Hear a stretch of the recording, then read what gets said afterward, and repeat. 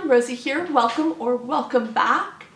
Today I'm going to do the Choose Your Fellowship tag, which Beth from Book Nest created for the TolkienAlong, which, as the name suggests, is a Tolkien read-along that she is organizing / hosting with Ashley from A Frolic Through Fiction. And I think there's a third moderator, but I can't remember who that is off the top of my head, so I'm going to put their information down below. Basically, like I said, as the name suggests, the TolkienAlong is a Tolkien read-along. We're reading The Hobbit in September, we're going to read The Fellowship of the Ring in October, The Two Towers in November, and The Return of the King in December. That was weirdly hard to get straight in my head. If you're just hearing about this read-along when this video goes live, and you're interested in taking part, highly recommend, because The Hobbit is really short and you definitely still have time to read it in September and then join us for the rest of the fall. So I think I mentioned on my channel before that I was going to do a Tolkien reread this fall anyways. I read The Silmarillion back in June and July. It was really cool. I was going to move into The Hobbit, then Lord of the Rings. But I saw about this on Instagram back in August and I thought, yes, that sounds perfect. I would love to have people to chat with while I'm reading it. So it's been a lot of fun so far and I'm really enjoying it. Now, on to the book tag. As I said, Beth created this, so we're going to have a prompt for each member of the Fellowship and choose a book for that prompt. Frodo, I Will Take the Ring to Mordor, a book you're not quite sure if you like or not. And for this one I've chosen Southern Lady Code by Helen Ellis, which is a collection of essays / humor writing by a woman who grew up in the South and now lives in New York and sort of reflects on that differences in culture between the North and South and just life stuff. And I really enjoyed her writing. I thought her voice was interesting. It was funny. It was cool. They were interesting. I didn't dislike them, but I kind of hoped there'd be a bit more weight. Now, maybe I'm just disappointed because of my expectations going in. And I'm not opposed to fluff. I enjoy some light reading from time to time. But this was 100% marshmallow. There was not a hint of chocolate or graham cracker to provide anything else. It was just fluff. At least that's how I felt about it. If you've read it, let me know. Did you feel the same way? So I can't decide if I like it or not. Maybe I would have liked it if I'd gone in knowing it was just going to be funny. But because I thought there was going to be some depth and weight to it, I was disappointed. I don't know. I can't decide if I like it or not. Second prompt is Sam, I Can't Carry It, But I Can Carry You, a book you'll always be loyal to.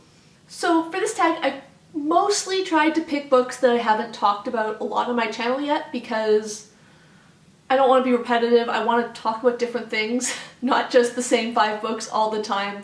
But I had to pick a repeat for this one. I mean, loyalty. How can you not pick one that you're going to talk about a lot?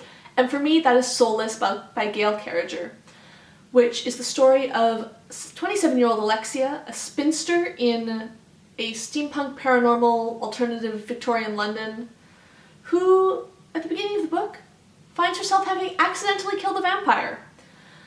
And I'm going to do a full in-depth video about this book later, not later this month, next month, in October. But basically, the reason I'm so loyal to this book, even though I haven't read it in years now at this point, is that this is a book that I read when I was first getting back into reading in I think I read it in early 2013. When I was in university, I was just starting to read adult books, I was just starting to read for the first time in 4 years, and this book and the subsequent sequels were so captivating, they were so interesting, I just fell so in love with them that they really helped ignite that passion, and for that, I'll always love them, and I'll always want to have them and keep reading them. Next prompt is Pippin, What About Second Breakfast? A book you want to reread. And for this one I've chosen A Great and Terrible Beauty by Libba Bray, which is the story of Gemma, who has just returned to England from India where she was raised. She's 16 years old, her mother has just died, and she's going to go to finishing school. We follow her story at that school. There's supernatural elements. From what I remember, there's amazing female friendship moments. I think there might also be queer romance elements, but I'm not positive on that one, so don't quote me. But essentially, I read this book the first time when I was probably 12, and I adored it. I thought it was amazing. I reread it in university. Also thought it was amazing then, so already impressed because something that holds up, you know, in middle school and university, it's probably pretty good. So I'd really like to return to that series, that book, and then the rest of the series as well, and see if I still love them as an adult. Now we have Mary, We're Going With You, Frodo, a book about friendship.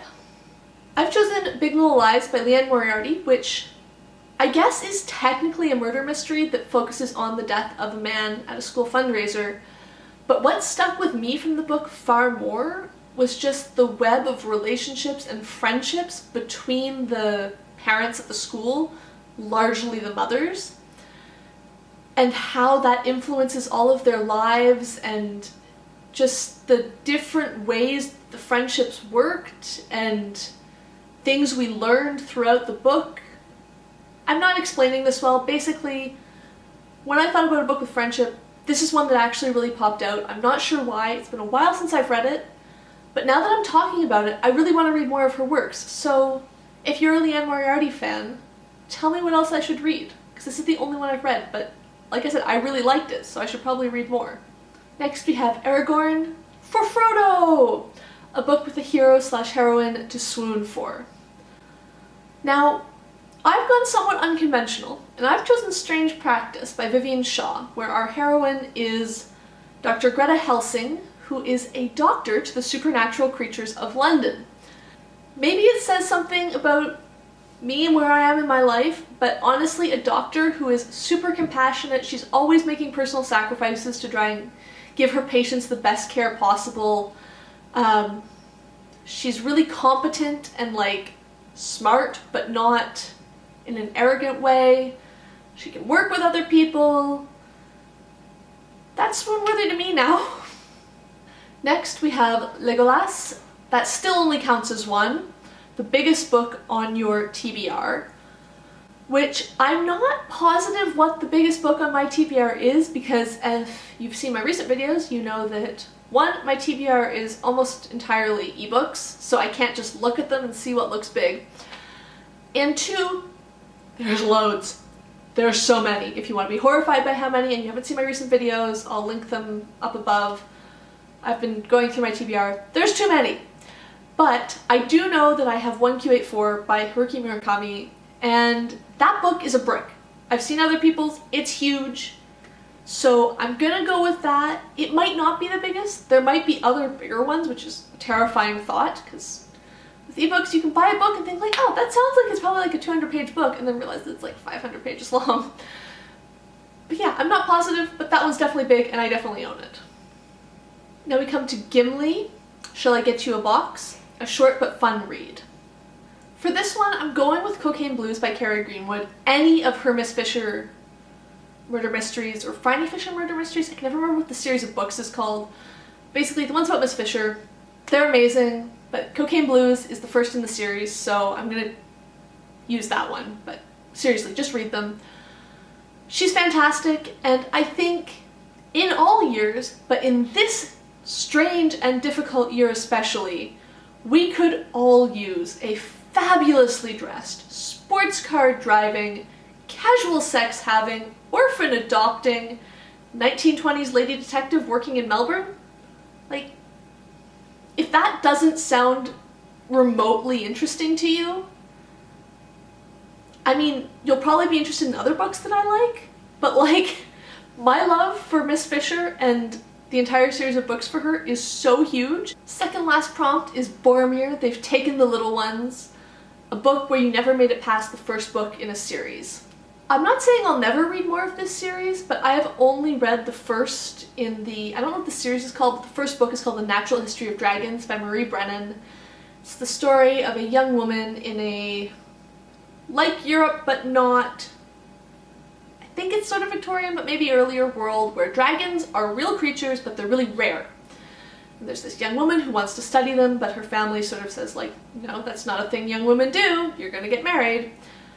Anyway, spoilers, but not spoilers, because this book is written as her memoir once she is an older person and writing her memoirs of being a famous person who studied dragons, so you know she's gonna get her way in the end, and this is sort of the story of how she arrives at that point.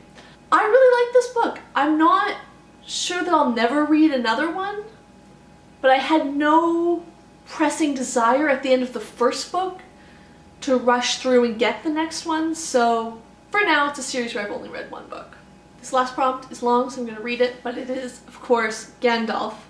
All we have to decide is what to do with the time that is given to us. A book that made you think about your life, the universe, and everything once you finished it. I'm going with one that I had never heard of before earlier this year, and I don't see talked about a lot, probably because it's older, and that's Lolly Willows by Sylvia Townsend Warner. It's originally published in 1926, and it's the story of a woman who's, I think she's in her 40s or older even? 40s or 50s, I think.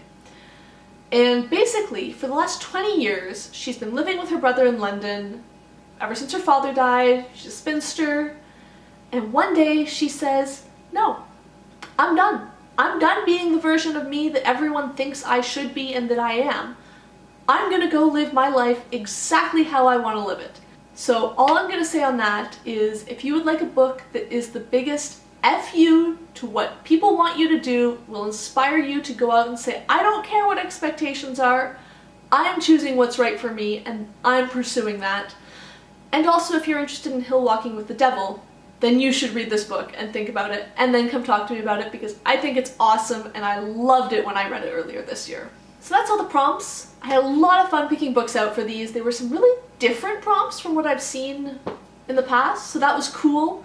Really got me thinking about what would fit them well. But yes, this has been my Choose Your Own Fellowship tag.